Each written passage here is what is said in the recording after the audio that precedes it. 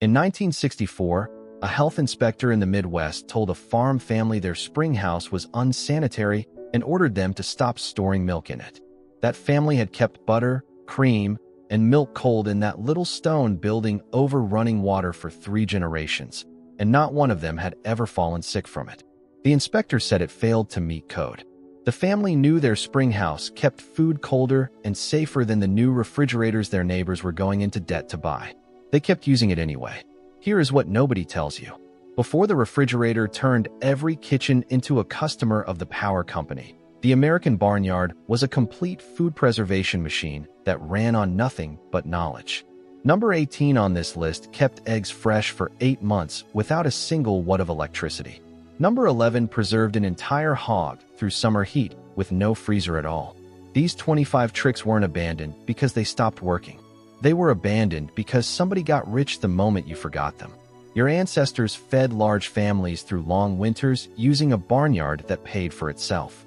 Then a single generation of appliances, grocery chains, and health codes erased it all. Before we start, hit subscribe because this knowledge is going quiet and somebody has to keep it alive. What you are about to learn is not survival fantasy. It is American history. Let us count down. Number 25. The springhouse over running water. Your great-grandmother set her crocks of milk, butter, and cream right in the channel of a cold spring that ran through a small stone house built over the water. The spring flowed at the temperature of the deep earth, holding steady near 40 degrees through the hottest August day. No compressor, no bill, no breakdown.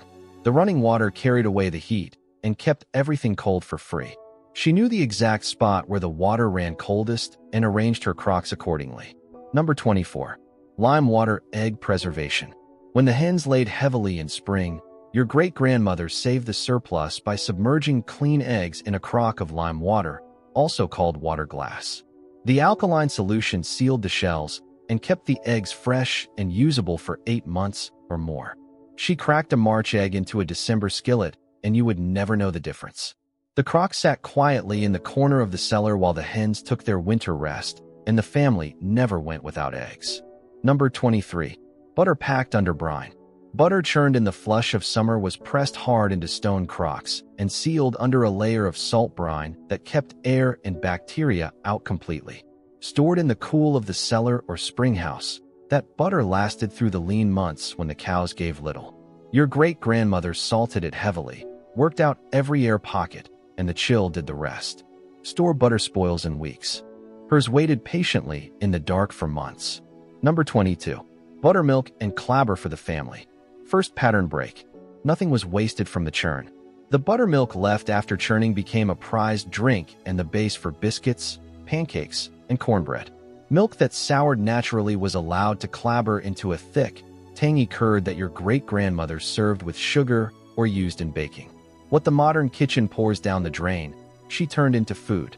The natural souring was not spoilage to her, but a transformation, a way the living milk preserved itself into something new and useful.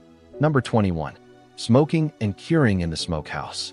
After the November hog killing, the hams, shoulders, and bacon went into the smokehouse, salt-cured, and then hung in slow hickory smoke until they could keep for a year without any cold at all. Your great-grandfather built a separate firebox so the smoke cooled before it reached the meat, used only hardwood, and watched the temperature with care. A properly cured ham was a treasure that hung in the dark, getting better with age.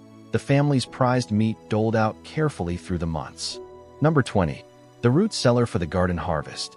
Every barnyard had a cellar dug into a hillside, holding a steady cool that kept potatoes, carrots, turnips, apples, and cabbage from October to spring.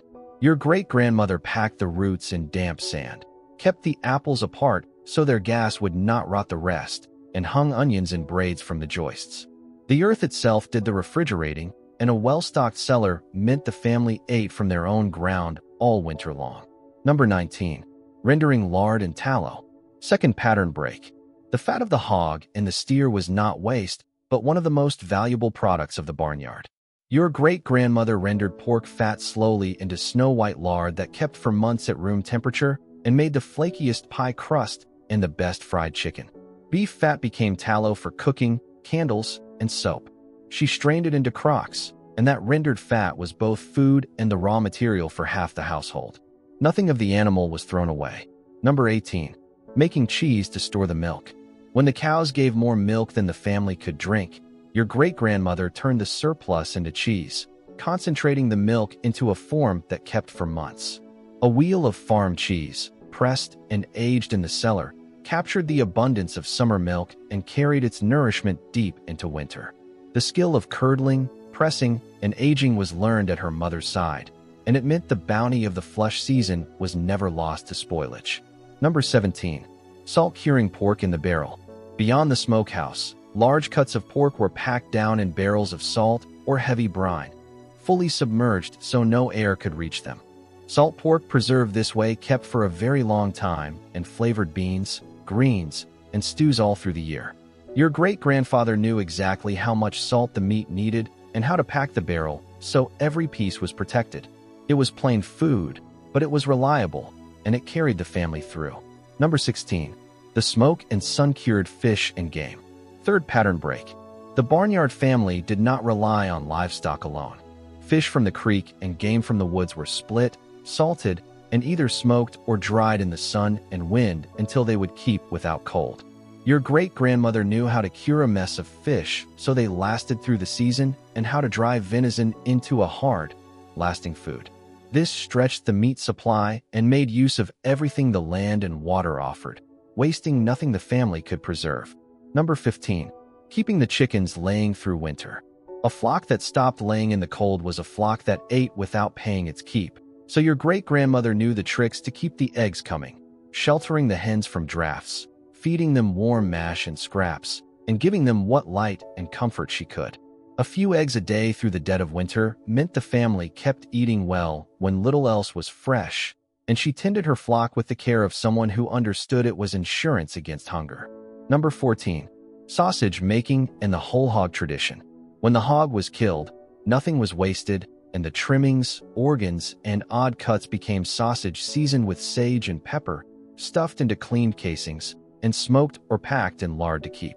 Your great-grandmother made head cheese, liver pudding, and cracklings, using every single part of the animal. The whole hog tradition meant a single pig fed the family in a dozen different forms, and the knowledge of how to use all of it was the mark of a household that wasted nothing. Number 13. The cool, dry granary. The corn, wheat, and oats that fed both family and livestock had to be stored against damp, mice, and rot. So your great-grandfather built a tight granary and corn crib that let air move through while keeping the weather and the vermin out. Properly stored grain kept for a year or more, and the seed for next year's crop was guarded most carefully of all. A full granary was the foundation of the whole barnyard, feeding the animals that fed the family. Number 12. Pickling and brining the garden surplus. Cucumbers, beans, beets, and cabbage that came on faster than the family could eat were preserved in salt brine and vinegar, packed into crocks and jars that kept for many months. Your great-grandmother made sauerkraut by the barrel, pickles by the crock, and pickled everything the garden gave in excess. The sharp, sour preserves brightened a winter diet of meat and bread and provided the vitamins that kept the family healthy through the months without fresh greens. Number 11. Drying fruit and vegetables in the sun. The orchard and garden surplus was sliced thin and dried in the sun or in the warmth of the wood stove until it would keep for a year in sacks and jars. Your great-grandmother dried apples, peaches, corn, beans, and herbs, and the dried food took up little space and never spoiled if kept dry. Soaked and cooked in winter, it brought the taste of summer back to the table. It was the simplest preservation of all, costing nothing but labor and good weather. The forgetting did not happen by accident. As the refrigerator, the freezer, and the supermarket spread across the country, the springhouse and the smokehouse and the lime crock were sold to us as backward and dirty. Health codes made the old ways harder to use. A whole web of skill and judgment, refined over centuries, went quiet in about 30 years, replaced by a monthly bill and a trip to the store. Here is your challenge. Pick one, just one. Try preserving a few eggs the old way this spring. Pack a crock of sauerkraut. Dry a tray of apple slices in your own sun. Tell me in the comments which one you are trying.